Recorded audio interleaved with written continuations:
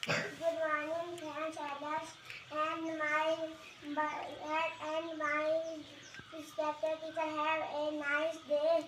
Eric, I am faculty thought of the day. Please listen to me carefully. An excellent work only which you love your own work. उत्कृष्ट काम तभी करना चाहिए जब आप अपने काम से प्रेम करें। हाँ, वेरी गुड। अब उसने हिंदी में बता दिया है ना, only we can do our best if we love our work.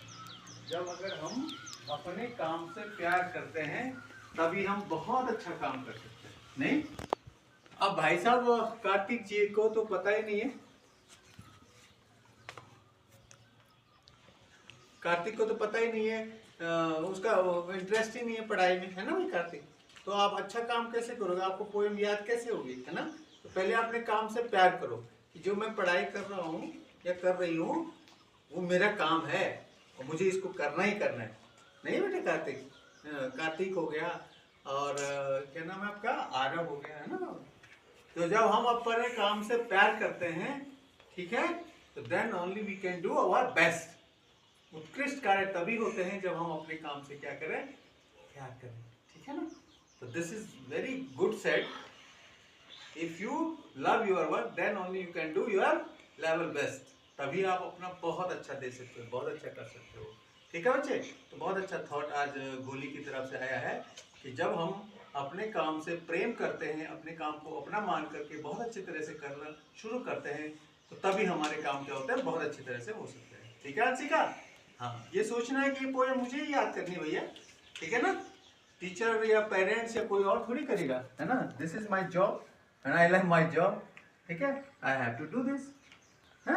और कल करे सो आज कर, आज करे सो आओ। अब ये भी सोचना है कि जो कल करना मुझे आज ही करना भैया, ठीक है ना? क्योंकि बहुत सारा काम इकट्ठा हो जाएगा तो फिर नहीं कर पाएंगे थे, ठीक है?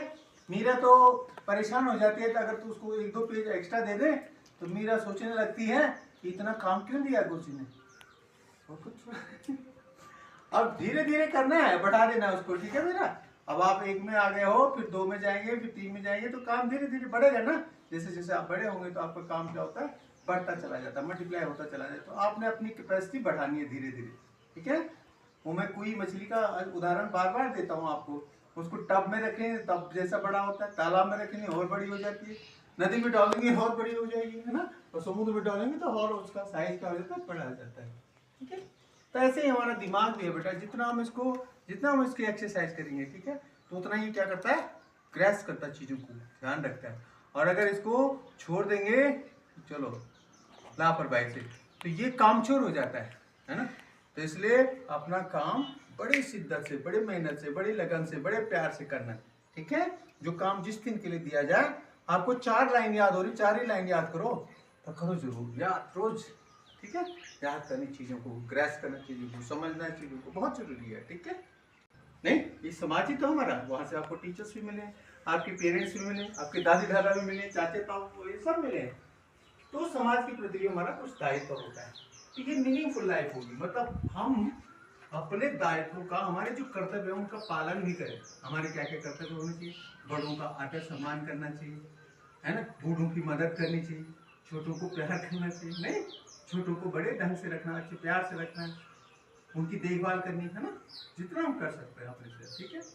और अपने टीचर्स का सम्मान करना, है ना? स्कूल में आते हैं तो अपने टीचर्स का सम्मान करना, वहाँ का जो डेकोरम है, डिसिप्लिन है, उसको आपने क्या करना है, समझना है, उसको फॉलो करना है ना? तो यही तो मीनिंगफुल लाइफ है अभी आपके लिए। और अपनी पढ़ाई मन लगा के करनी है, पढ़ाई भी ध्यान से करनी, मन लगा के करनी है, ठीक है? हाँ, तो ये आपका मीनिंगफुल लाइफ का मतलब यहाँ पे बनेगा। जब अभी आप छोटे हैं और जब बड़े होंगे तो आपकी बहुत सारी चीजें और सारी जिम्मेवारियां, आपके कर्तव्य, है ना, वो बढ़ते चले जाएंगे, ठीक है? अभी तो आपको छोटा छोटा है कि आपकी पढ़ाई मन से करनी है, अपने से बड़ों का आदर सम्मान करना है, डिसिप्लिन में रहना है ना? और अपना रोज का काम रोज करना है, हर रोज करना, ठीक है? तो तब आप, और इसमें आपको एक अपना गोल सेटिंग जरूर होनी चाहिए कि मुझे कैसे करना, अपना जीवन कैसे यापन करना, ठीक है? गोल सेटिंग बहुत जरूरी है। गोल समझते हैं, अपना लक्ष्य क्या है ना? एक अच्छा जीवन बनाने के लिए आपको लक्ष्य क्या रखना है ना, तो ये भी आपको डिसाइड करना है अभी से, है ना। चौथी पांचवी वाले जानते हैं कि हमको किस तरह से आगे बढ़ना है, क्या क्या करना है जीवन में, है ना। तो उस तरह से अपना लक्ष्य बना करके तभी आप मीनिंगफुल और एक गुड लाइफ जी सकते हैं। बिना गोल के कुछ नहीं होता है, ठीक है ना। जैसे एक नाव है, उसमें कोई पतवार नहीं, कुछ नहीं, अब वो हवा का झोंका जहाँ ले जाए उसको, ऐसा नहीं बनना। समुद्र में एक नाव है ना, और उसमें पतवार या दे नहीं पा रहे, वहां पे वो खेलने वाला नहीं है, चलाने वाला नहीं है।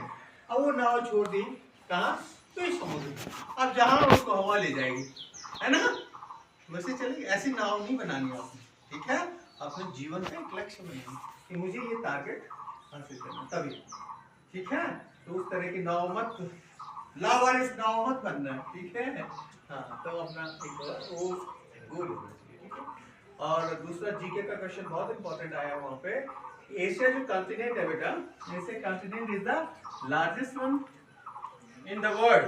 सबसे बड़ा कॉन्टिनेंट कौन सा है? एशिया कॉन्टिनेंट, है ना। As per area, land area and population, population भी बड़ा है और एरिया में भी बड़ा है। अब एशिया कॉन्टिनेंट में दो सबसे बड़ी जो कंट्री है पॉपुलेशन वाइज सबसे बड़ी है, एक इंडिया हो गया, अब तो हम नंबर 1 पे आ गए हैं ना, चाइना को पीछे कर दिया, और चाइना हो गया, है ना। लगभग 1.5 अरब इनकी, लगभग 1.5 अरब, 3 अरब तो इन्हीं की है, दोनों देशों की। हाँ भाई, 3 अरब जनसंख्या लगभग इन दोनों की मिला के, और बाकी और भी देश है इसमें, ठीक है ना। तो एशिया कॉन्टिनेंट जो है, एरिया भी इसका बहुत बड़ा है, और साथ में पॉपुलेशन में भी ये क्या है, सबसे बड़ा है। This one is the largest as per land area and population wise, दोनों में वो क्या है, बहुत सबसे बड़ा है एशिया कॉन्टिनेंट, ठीक है। 7 कॉन्टिनेंट में से सबसे बड़ा कौन सा है बेटा? एशिया कॉन्टिनेंट, याद रखना। और उसको लिखना भी आपने, और इंग्लिश में लिखोगे, because today is English speaking day as well, and try to speak in English. हाँ, कोशिश करो बोलने की, जैसी मर्जी बोले, टूटी फूटी बोलते ना आप, तो ट्राई टू टूटी फूटी इंग्लिश चलो ना, तो कोई दिक्कत नहीं, हम सुधार लेंगे। जहाँ पे आप बोलना सीखेंगे ना, बोलना शुरू करेंगे, तो कहीं गलती होती है तो वी विल करेक्ट यू, ठीक है, हम आपको सही करेंगे। लेकिन बोलने का साहस होना चाहिए, बोलने का ट्राई करो, कोशिश करो, ठीक है। मतलब छोटे छोटे सेंटेंस बोलना शुरू कर दो, ठीक है। तो इंग्लिश स्पीकिंग डे का मतलब ये हुआ कि आपको एक जो हमारी सेकंड लैंग्वेज है ना, और rather than this is now global language, अब पूरी दुनिया में बोली जा रही है ना, ज्यादातर देशों में बोली जा रही है, ठीक है। और आपने देखा होगा जो बड़े बड़े कोर्स के या बड़े जो आदेश निकलते हैं, तो उसको अल्टीमेट इंग्लिश की जो लैंग्वेज होती है उसी को अल्टीमेट मान रहे हैं, आज भी हम मान रहे हैं इंडिया में भी, ठीक है ना, ठीक है ना। जो इंग्लिश में लिखा होता है, बड़े बड़े जो नोटिफिकेशंस निकलते हैं ना, कोड के हो गए या बड़े बड़े ऑफिसर्स के हो गए, वो किस में निकलते होते हैं? अंग्रेजी में निकलते होते हैं, ठीक है। तो अगर आपको समझ नहीं आएगी तो आपको कोई भी ठग लेगा, है ना। कुछ भी लैंग्वेज लिखी, आपको समझ होगी उस लैंग्वेज की, आप अच्छे से उसको इंटरप्रेट कर पाएंगे, उसको समझ पाएंगे, ठीक है, अंडरस्टैंड कर पाएंगे, तो आपको कोई बेवकूफ नहीं बनाएगा, ठीक है। That's why this is the language, global language and very good language, बहुत अच्छा है, हर जगह के लिए उसके पास बहुत सारे शब्द हैं। That's why this is good, है ना, बहुत अच्छी लैंग्वेज भी है, इसलिए ये इंग्लिश स्पीकिंग डे भी है, ठीक है, टैलेंट डे भी है ना, डाउट क्लियरिंग डे भी है। अगर आपको कुछ डाउट है किसी चीज का, तो आप इसको आज क्लियर करेंगे, आज उसकी पर हम वर्क करेंगे लेटर ऑन, ठीक है। आज इस बोर्ड की तरफ देखिए बेटा, आज का डेली अपडेट क्या है, डेली ब्लैक बोर्ड अपडेट क्या है, 1759, 1759, ठीक है, 1759। डेट कौन सी है बेटा? 26 अप्रैल 2025, ठीक है। 26 अप्रैल 2025 डे है Saturday, SATURDAY Saturday. Today's thought is education never goes waste, education never goes waste, it makes life meaningful. फिर वही बात यहाँ पे भी आई है ना, शिक्षा कहते बेकार नहीं जाती कभी भी, ठीक है। अगर आप शिक्षा ग्रहण कर रहे हैं, आप पढ़े लिखे हैं, पढ़ लिख रहे हैं, तो वो कभी भी बेकार नहीं जाएगा, वो कभी ना कभी आपके काम जरूर आएगा, ठीक है बेटा। अगर आपने अच्छी शिक्षा ग्रहण की है, तो आपको लाइफ में, जीवन में कहीं ना कहीं जरूर काम आएगा। That is the meaning of this, what you call education never goes waste, it makes life meaningful, मतलब आपके जीवन को क्या बना देती है? मीनिंगफुल बना देती है। ठीक है। आज जी की क्या है बेटा, depth of ocean is measured by fathometer. Fathometer TH, fathometer cut नहीं हुआ वहां पे, देख लो बेटा, फैथोमीटर FATHO, फैथोमीटर तो कट देख लिया, FATH है वो वहां पे है, FATHOMETR, फैथोमीटर। मतलब अगर आपको समुद्र की गहराई नापनी है तो क्या होता है, फैथोमीटर एक यंत्र होता है जिससे समुद्र की गहराई नापी जा सकती है। ठीक है। टुडे स्पेशल डेथ एनिवर्सरी है बेटा श्रीनिवासन एंकर रामानुजन की, ग्रेट मैथमेटिशियन है। 32 साल की उम्र में उन्होंने लगभग बहुत सारी वो डोगमास दे दिए थे अपने, बहुत सारी थ्योरम्स दे दी थी, और कुछ कुछ थ्योरम्स तो आज भी पहली बनी हुई मैथमेटिशियंस के लिए। यार उन्होंने दिया क्या, उनको सपना आता था और सपने में वो गणित के, मतलब नींद में ही गणित के बहुत सारे सूत्र, बहुत सारी चीजें, वो डोगमास या बहुत सारी जो थ्योरम्स है वो क्रिएट कर देते थे सोए सोए में। मतलब कितना अच्छा ब्रेन था, बहुत शार्प ब्रेन, बहुत ही शार्प ब्रेन। मतलब एक बार जो चीज सुन ली वो परमानेंट हो गई, याद हो गई, जो एक बार पढ़ ली वो परमानेंट याद हो गई, हमेशा के लिए, कभी भूलते नहीं थे, इतना शार्प दिमाग था। और लगभग 32 साल की उम्र में बहुत सारे उन्होंने अपनी थ्योरीज, वो जो थ्योरम्स हैं वो थी मैथमेटिक्स में, है ना, हमारे देश के थे। ठीक है, ठीक है।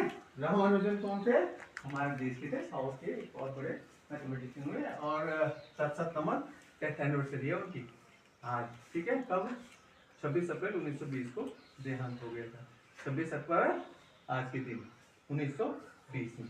ठीक है, लगभग 32 साल की उम्र, छोटी है ना, चले गए बेचारे। ठीक है, ग्रेट मैथमेटिशियन है ना। और आज भी जो उनकी थ्योरम्स हैं और जो कुछ फॉर्मूले हैं आज भी मैथमेटिशियन के लिए वो पहली बने हुए, वो सुलझा नहीं पा रहे हैं। ठीक है, 10 लाख पाई का जो मान है, 10 लाख भाग तक उन्होंने निकाला था।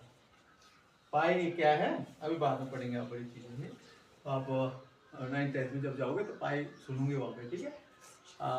टुडे वर्ड क्या है बेटा, बेड, बेड मतलब पलंग, और पर्यंका संस्कृत में क्या बोलते हैं इसको, पर्यंका, पलंग। ठीक है। और टुडेज प्रेरणा कुमारी तनु, और सूरज मुझे कोई नहीं दिखाई दिया आज, यानी आज सूरज निकला ही नहीं क्या, धूप तो आई हुई है यार, तो सूरज क्यों नहीं निकला भाई, क्योंकि कोई भी अपडेट नहीं है, टाई वो नहीं है आपके पास, टाई तो नहीं होती आजकल, अब समर में आई कार्ड नहीं था किसी भी बच्चे को, मैं देख रहा था।